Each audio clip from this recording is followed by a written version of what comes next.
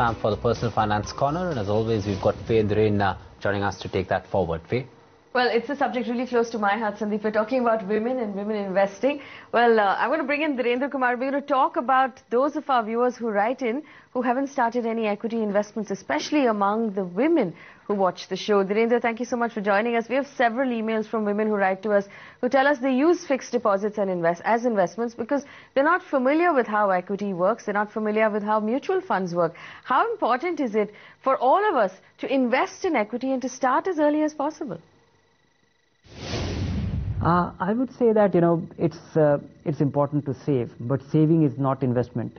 If you save and earn, and what you earn looks like a reasonable return and a return derived with great safety, which typically a bank deposit is, but it has its disadvantage, which is if you earn 8% or 9% and inflation is more than what your money is earning, so effectively the worth of your money is going down in value. So it's very important to invest in equity.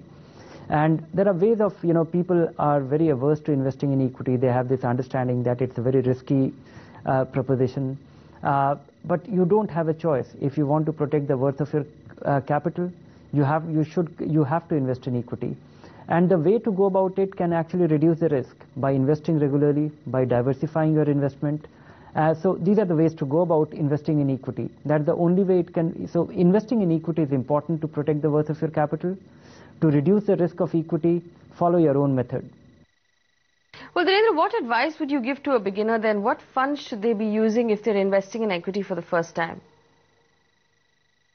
More important than, what kind of fund they should be investing. Of course, if one is investing in equity for the first time and not used to the volatility of equity when it goes up or down substantially in few days' time, I think it's important for investors to get into a little more conservative vehicle, which is not a relatively more stable equity investment. And I would say that balanced fund qualify as a decent choice.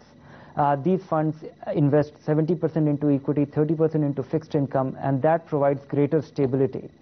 But more importantly, it is important for investors to be investing regularly, because if you invest lump sum, so first time investor, consider a balanced fund and ensure that you are not investing lump sum.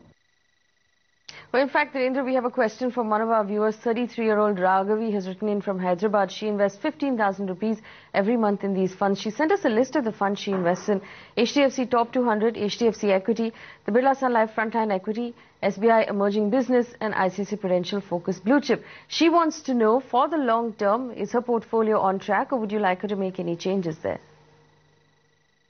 I would say that, you have chosen good funds, but you will do well not to have HDFC Top 200 and HDFC Equity both in the same portfolio. So if I have to choose one of the two, I would drop HDFC Top 200.